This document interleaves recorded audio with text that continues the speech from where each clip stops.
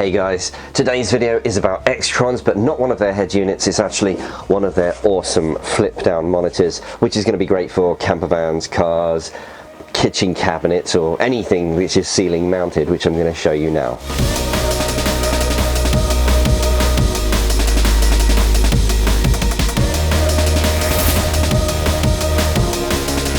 Now, if you frequent my channel, you've probably seen multiple Xtrons reviews on their various head units. They are one of the biggest brands of Android head unit manufacturer, mainly because they sell their products on Amazon. So there's a lot of trust behind that brand.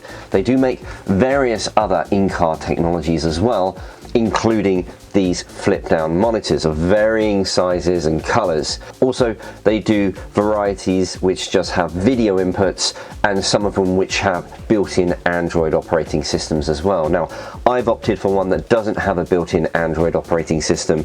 This is just a standard flip down 1080p monitor. I'm going to be installing it in my studio here as a video review monitor. And it's going to have a secondary benefit of covering up a hole in my ceiling, which was caused by a leak in the asbestos roof. There's a big hole right here, and what I could do is just fill it in like a normal person and fix it, or I can place this screen over the hole and get a secondary benefit of actually having a monitor that can help me with my studio work.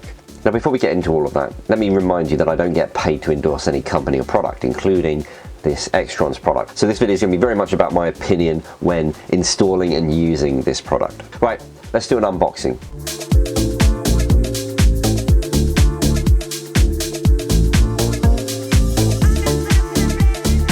And here it is.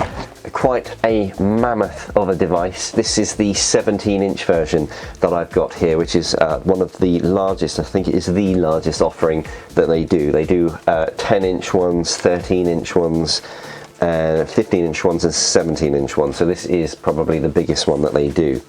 Now you can see that it has these LED strips all the way around them. And that is one of the cool features of it. Also, it has these touch buttons along the front here. These also light up. On the left side here, you can see that it has a HDMI port, a USB port, and a micro SD card slot. And then if we flip it up and have a look on the underneath, we can see the mounting plate, which is this silver plate here.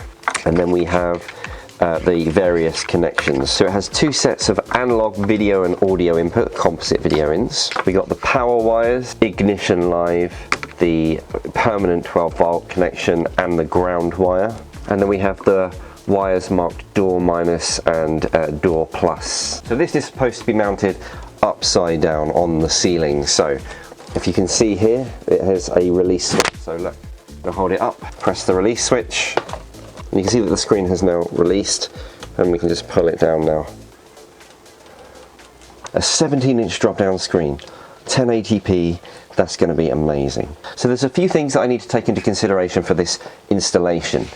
This was meant for car use. It is a 12-volt system, but Xtrons do sell a 12-volt mains power adapter so that you can utilize this within a household. The second thing, obviously, I do not want to have a load of cables hanging down from my ceiling. So one of the other things I'm going to have to do is route the cables inside the ceiling and down the inside of my walls. And I'm going to have a faceplate on the wall, which is actually going to have the connections for this unit. So it's going to look very professional, very nice. I have ordered from Amazon a wall-mounted HDMI socket thing. So that is what I'm going to be utilizing for this install as well.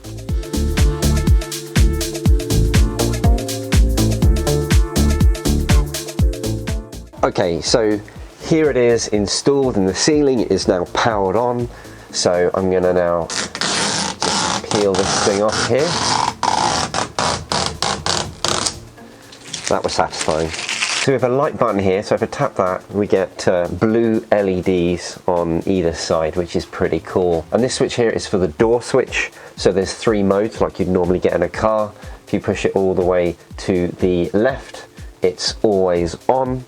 If you switch it all the way to the right, then it'll only turn on when the doors are open, and then in the middle it's just switched off. Okay, we're supposed to be better open it then. So this button here, push it, and then we can bring it down Just remove this protection screen as well.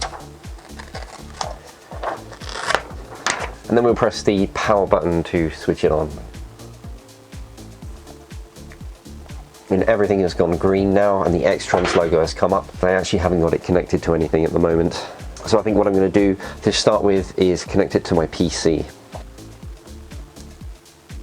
Okay, so I've established that there is no speakers in this unit at all. What it does actually have is an FM transmitter, which I can show you by going into the menu here and into these options here where it says FM radio.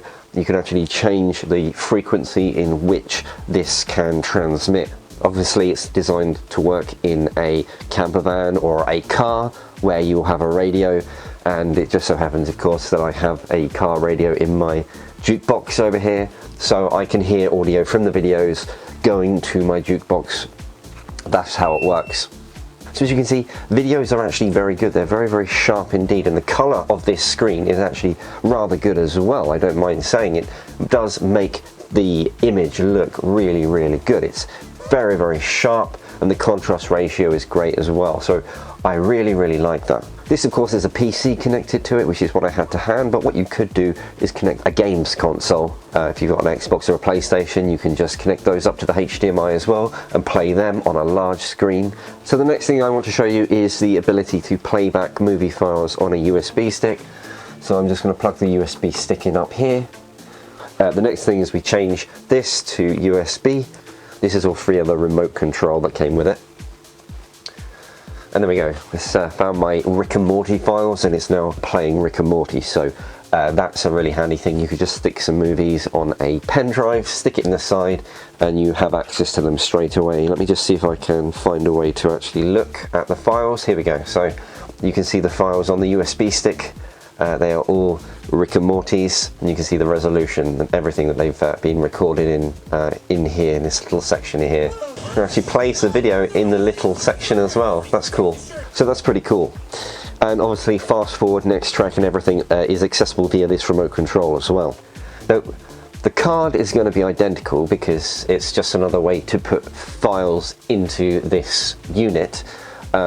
I don't need to show you that. You just put the files on that instead of USB and it will read them nice and easy. And obviously the other thing is AV1 and AV2. The AVs are those analog connections.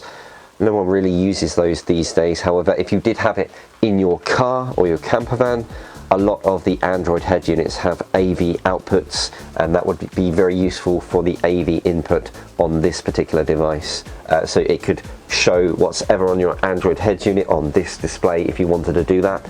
And when I'm done with it, it's a simple matter of turning it off and closing it, and it's done.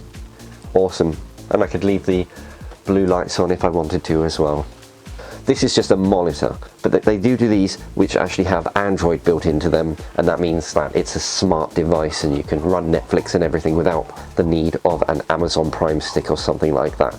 Anyway, pretty cool. I'll put a link in the description if you want one. If there's any questions you have on these devices, let me know, and I will answer them in the comments section when I get an opportunity.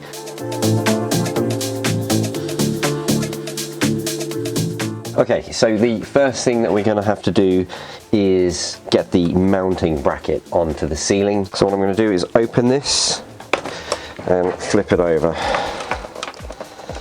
like so, and we can see that there's these 6 rubber screw covers, so that's what we're going to lift up now. And now that we've done that, we can release the 6 screws holding it in place.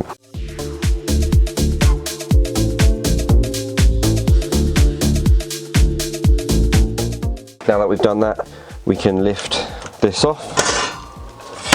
But before I fit it to the ceiling, what I'm going to do is thread some power cable through this hole and across and down where I need it to actually be.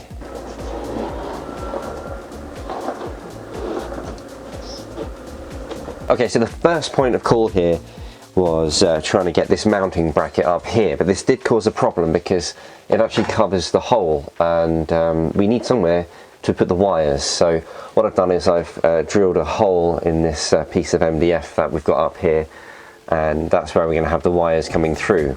Now the second point of call, of course, is the wiring itself, and that is where we extend the wires to where we want them to go. We know that this thing needs power. Power is 2 wires, it's live and negative, so we have a live and negative cable here. I'll show you where I'm running them in a second.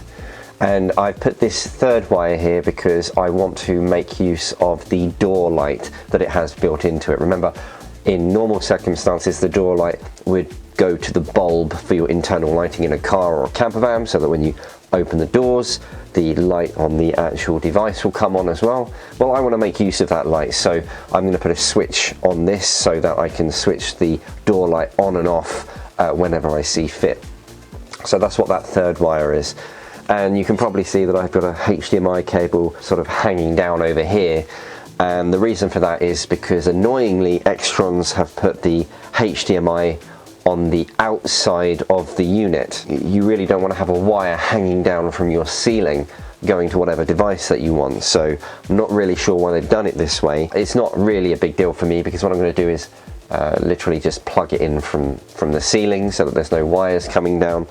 I'll find a neat way of doing that. But now that I have the wires up and ready, I'm going to put the actual plate on here, something like this, and then we'll go from there. So I think we're going to put it around here. And what I've done is I've put a bit of wood on the other side of the plasterboard, and I'm going to screw it into that to make sure it's strong. And this side, as you can see, has already got some MDF sitting there. And that's going to make sure that it's going to stay in place. Now the edge of the screen is about 9 centimeters from these holes, so I don't want it to overlap the light, obviously, so I'm just being aware of where I want to put this. It is 8 centimeters from the front as well.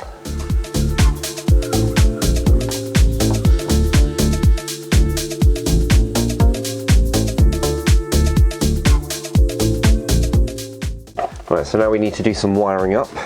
I've just stacked some boxes up here to try to get this as close as possible to the hole in the ceiling, and we will start wiring them up. So the yellow and the red wire, which is the permanent live, and the ignition on wire, the accessory wire as it were, we're going to twist them together because the two of them make the power that we need for this unit.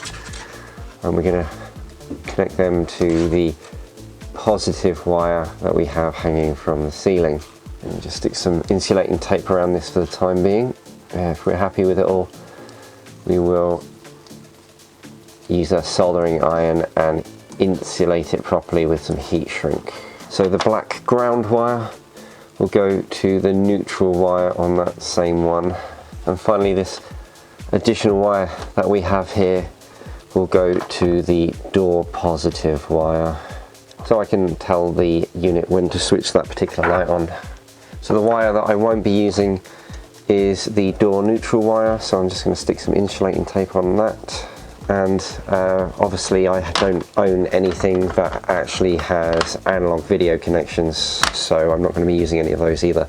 So now it's time for us to try to hide some of these wires in the ceiling.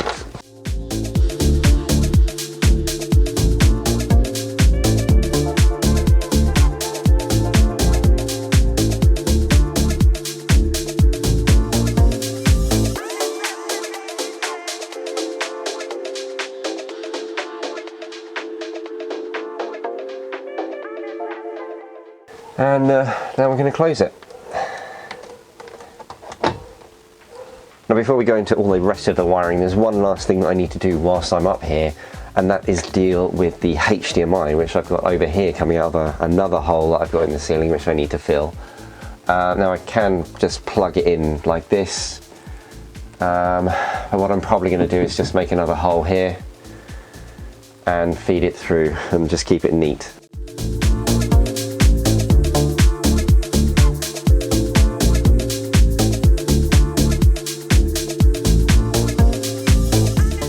Okay, so you can see it up there now, so I'm going to show you what I did with the wires. So they are above the plasterboard ceiling in here, and they are actually in here. So what I'm going to do is power it via 12 volts inside this little cubby hole situation,